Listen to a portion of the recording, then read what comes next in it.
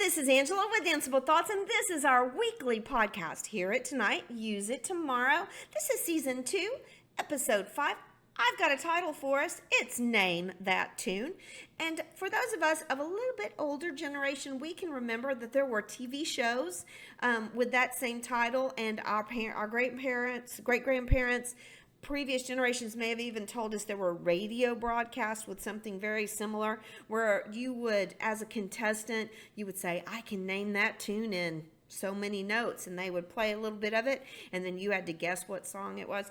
It was really fun. I think people can do that pretty easily now because you've got such easy access to music. But that same easy access to music, the infinite playlists that you can deep dive and start looking through and finding covers of things gets really crazy. It opens your mind up sometimes to so many possibilities that it's difficult to narrow it down. And I was, speaking of infinite possibilities, I was trying to decide what to talk about today, and so I put that out there. So for Lachelle and Shelby, this part of the podcast is all about you guys. Thanks for this topic about how you're going to choose music, whether it's for a holiday program that's coming up or for your contest that's coming up. So I'm going to spend the bulk of the podcast talking about that kind of stuff, but I thought I'd give you a little hints about some of the other stuff that I've been thinking about. So I worked really hard throughout my years. I created a calendar, and it was pretty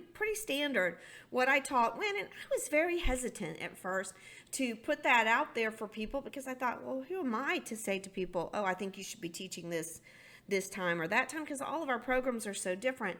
But I realized that there was sort of a hunger and a need to see that and to understand it. Different than a studio situation where you have a proper amount of time where you can teach bar and then center and then across the floor, all those types of things. When we're in the public school system, and you see the kids every day, but you see them in a very strained time constraint where you've got to get them dressed at a certain time, you've got to do announcements, you've got all these other things. So over the years, I really developed a calendar that worked for me, and so I've been reproducing that in units for you, and I've been trying to connect some of the projects and lesson plans, update them for you so that you can use them. So don't be surprised if you see a really goofy infomercial from me in a few days. I had a really great time putting it together. I'm really bad with my technical skills, but my October is all about Bewitched Ballet and Ballet to the Bone, and so I want you to check out I've got apparel, which is really out there for me, and I've got cute posters, and I'm developing lesson plans all with that sort of theme that will be all kinds of information in them, but just a little tweak of a personality. So that's one of the things that I've been working on for you. I hope you'll check those out. I was also thinking a lot about contest season, as they were saying, it's coming up, and it seems like, that's months away, but no, people are really starting to hone in on ideas and getting choreography done and trying to find props, and you've got to start working, you're on compressed schedule about costuming and things. So I'm happy to do this particular podcast at this time, even though it's just September 15th. And if you knew me in the old days, you would laugh, because here's the truth, youngsters. It used to be a lot easier in my early days. I could wait till January and start contest stuff and put my contest stuff together and then compete mid-February through March.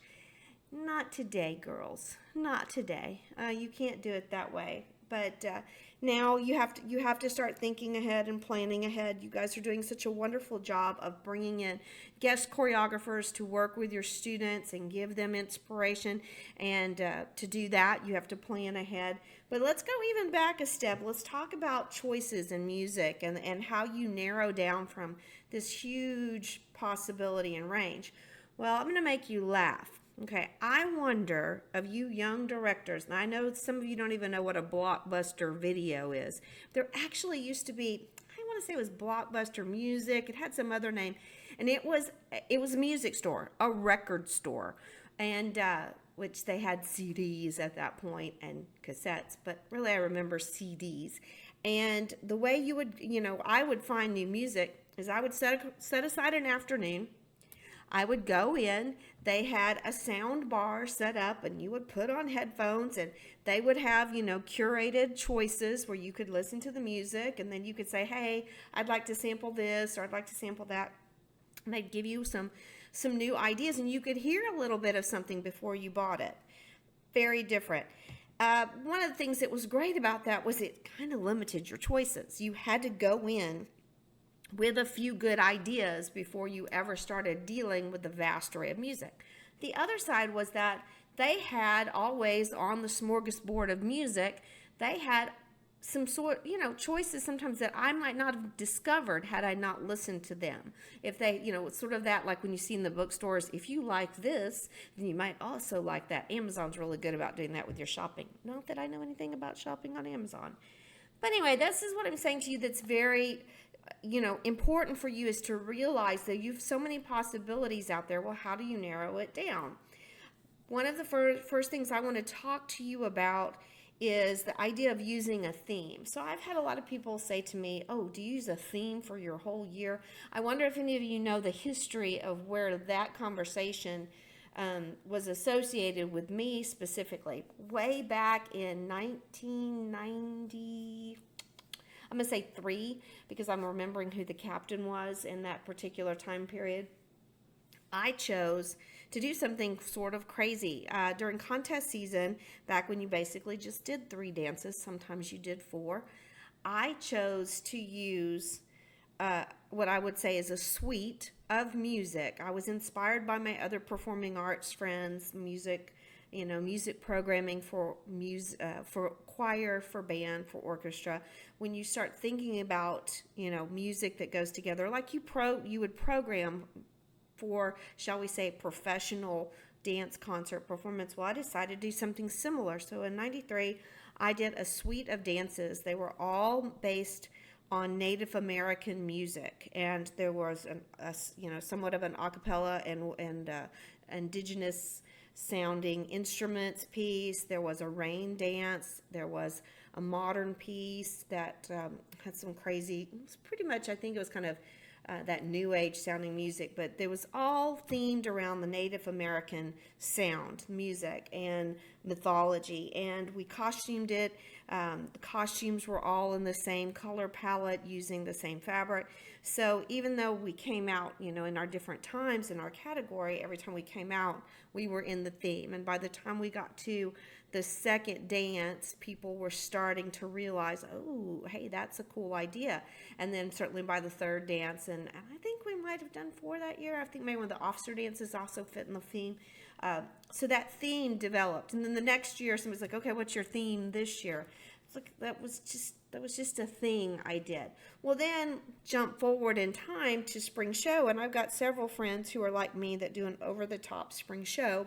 And my spring show always has a super duper theme. Now, many people say to me, oh, you plan your whole year, backwards from your theme. And I said, no, actually, I would tweak the script or whatever so that it fit with my theme. I didn't necessarily make the music choices from the theme. But I talked with someone who said having a theme, this was a conversation I just had last year. She said, I really love having a theme because it does narrow my choices down. So if I'm doing a Broadway year, then I'm looking for Broadway music. If I'm doing a decades theme, then I can find music that represents different decades. So just like when you go to, I'm going to give you this image of going to Google to search something.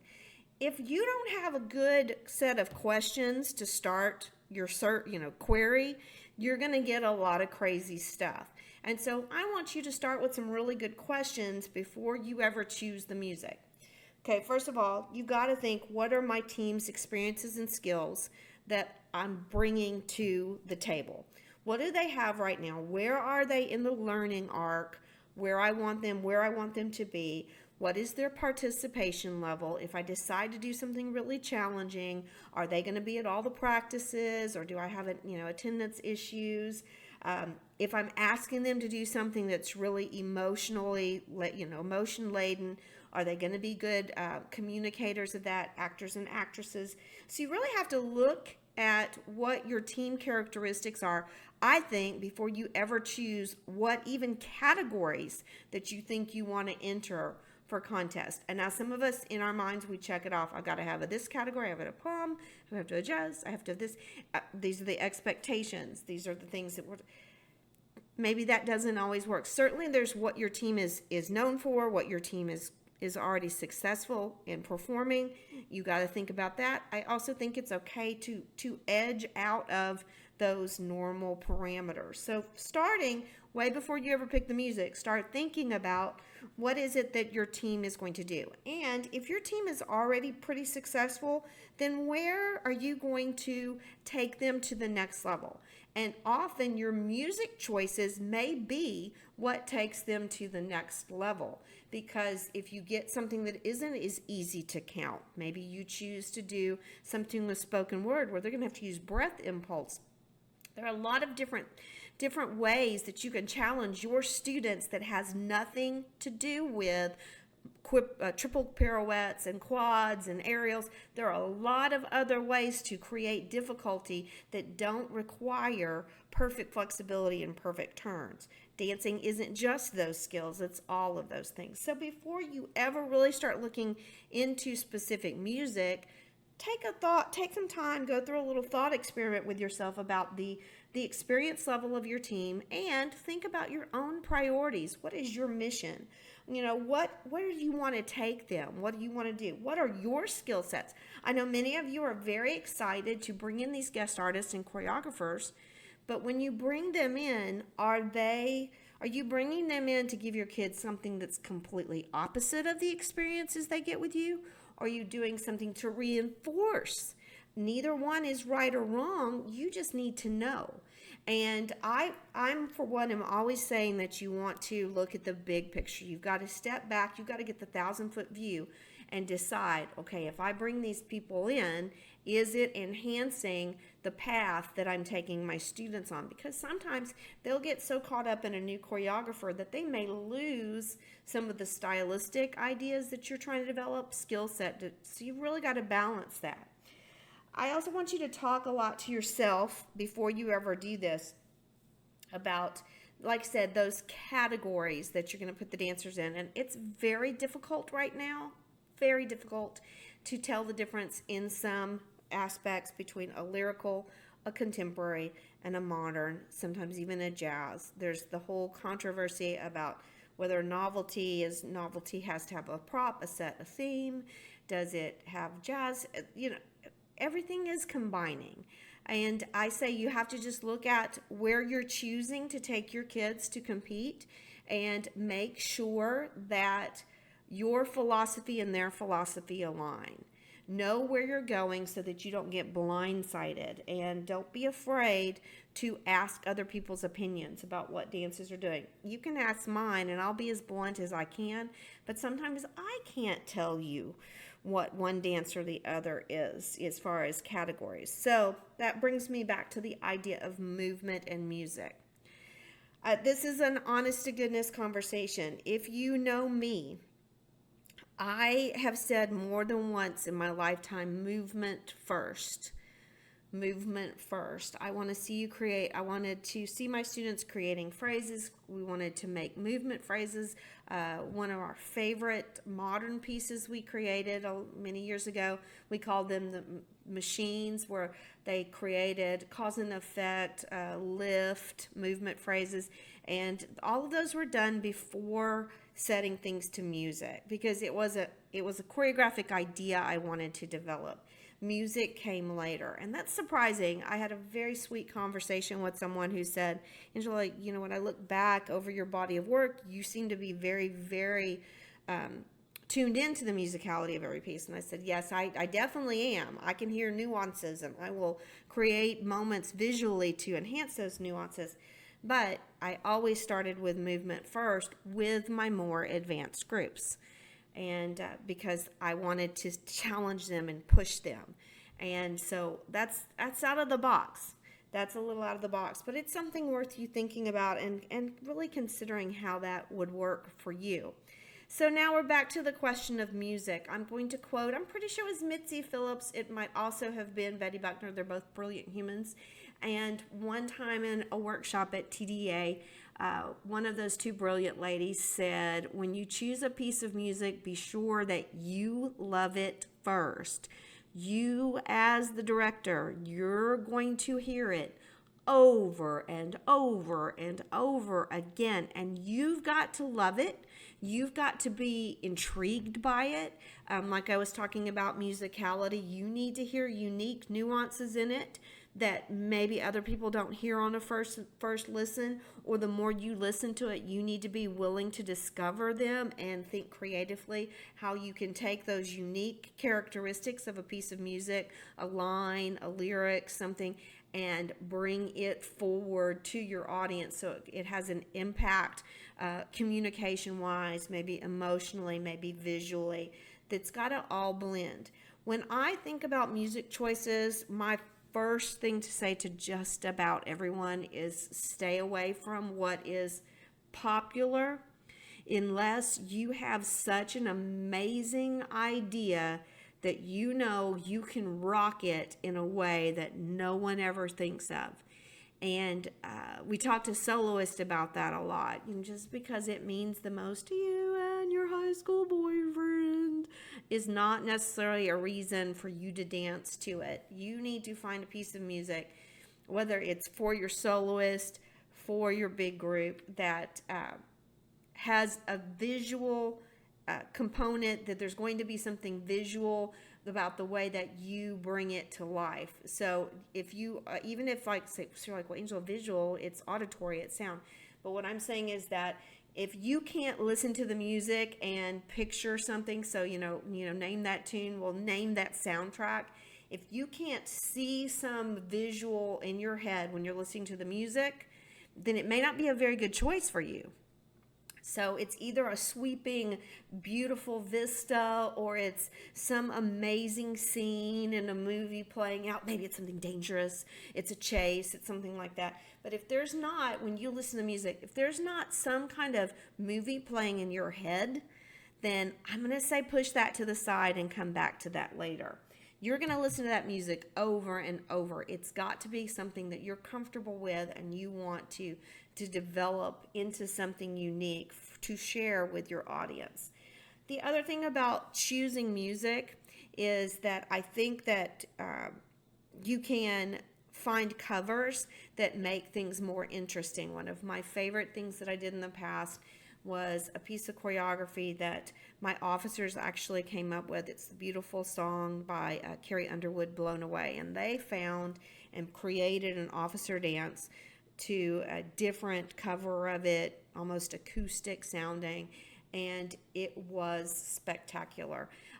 You have to also look at songs and say, okay, if I'm going to pick something popular, can I find a different version of it? Can I find a dance mix of something slow that takes it up? One of my favorites, it's an oldie, but everybody loves the song Defying Gravity. It was a great dance mix that came out with that. I think that's a great idea. So you don't have to just go slow, acoustic, folksy. You can go the other way. You can shake your groove thing to some of these songs. Another important thing to do for music hunting that I think is really powerful, if you need inspiration, is, again, thinking visual. Go ahead and look and see what movies are coming out in the very near future. And it doesn't just have to be great, grandiose soundtracks. A lot of times movies have great soundtracks that have songs by different artists that will pop up. And that might give you inspiration. So that's another way to think about it. What's coming out soon? What's not overplayed already, but it's coming out soon. Check out. Usually those soundtracks come out before the actual movie is released because they want you to, get hyped about it. Another great idea for music, I'm a big fan of finding instrumental and then layering it in ways with your choreography that brings something different out of it, whether it's an emotion. So you don't have to rely on lyrics to make a narrative. You can find music, again, that adds to it. But that means you have to explore. I'm a big fan of Lindsey Sterling. She was on Dancing with the Stars. She plays the electric violin.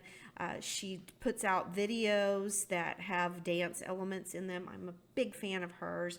She kind of, to me, she's inherited the Vitamin String Quartet place in finding instrumental music that's interesting to people. So she's worth looking up. If you are so brave and so inclined, you could also go all the way back to some of the more classic pieces, and depending on your dancers, because you have to sell them. That's the other thing. Talking about you loving the music, you've got to tell your students why you picked it out. They're going to want to know the why. You're going to have to get them on board with it if you pick something out of the ordinary. If you pick something retro, the first thing is like, this is so old, and then you start letting them know who's going to love celebrating this 90s tune with you. They usually get right on board. So those are some ideas for picking music. Shelby was like, hey, what about Christmas music, holiday music? I just, I love holiday music. I love all the new takes on all of that. I'm always, we didn't do a holiday show in my last couple of years, but I was always finding music that I could play in my class that wasn't specifically religious, but had that holiday jingle energy feel and fun bounce and rhythm. I like all the stuff by Straight No Chaser, even though they're an a cappella group. They put great twist on things. This is sort of a forgotten source that I'm going to bring up for you. We all loved the show Glee several years ago. They put out a lot of music a while back that were Broadway tunes, mashups, that type of thing. They put out a lot of great stuff. Their Christmas album that they put out was amazing. So they may even put more than one out. But those are some great ways to find different sources. So just summarizing my thoughts on picking out music, it's very personal, because you're the big cheese, you're the boss. It's got to be things that give you joy and give you inspiration so that you can work with them day in and day out for how many days and hours until the end of the year when you've done that final performance. So picking out music, very personal. Think about variety. Don't be swayed just by what is current, but don't be ignorant of what is current. Listen to what's popular, and see if you can find a clever twist on it and bring that to the table, because that's joyful to our ears as audience members when we've heard that same boom, boom, boom disco beat, and we have something that comes in that surprises us. Again, thinking about music choices, be sure that you're choosing music that is accessible to your student's skill level, that matches your student's skill level.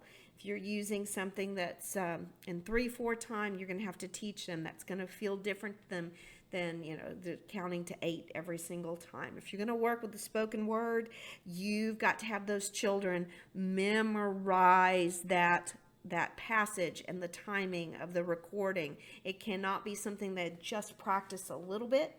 It has to be something they work with all the time, so that the breath impulse and the movements get right together. So those are high skill things. I know you get excited about the artistic value of that, but remind yourselves, am I picking out something that is suitable for the group? So this conversation started with, have a moment of truth with yourself about looking at your team, their experiences, and their skill sets, and see what you think is going to be part of their progress as young artists. You've started them out, you've developed some technique with them, you've got some expectations that you're working through from summer through this football season. You've about mid-season, soon enough you'll be thinking, okay, these kids are excellent at being sharp, they're very flexible. Then you've got to say, all right, what skills do I keep adding into contest season? And by the end of the year, where do I want them? So be sure you're cognizant of the arc that you are creating in the growth of your artists, those young artists. So So both you and your students are invested in this choice. It can't just be random. And if it is, it'll sometimes come off that way. It'll come off flat. So you want to get them involved and understanding why you're offering the choices that you are, why you're offering them the challenges that you're doing it. But if you do, it's going to be very, very rewarding to them. Final thought on all of this music stuff. You remember what I said that was somewhat controversial as well, as it's movement first. Make sure that you've got a clear thought about what you want them to do and how you want them to express themselves. And when you are putting all that together, then your music choice will probably end up getting easier and easier. I also am one of those people that this freaks out a lot of people, but you might come down to two choices that you really, really like. And don't be afraid to play back and forth with them until you get exactly what you want, the nuances that you want. So that's what's wonderful about you guys, is that you start so early. You've got plenty of time to A/B test things and say, well, I liked it to this, I didn't like it to that. So you've got plenty of time. I think you should go for it. I think you should find some music that you really, really like, and maybe sometimes find something completely counter and different.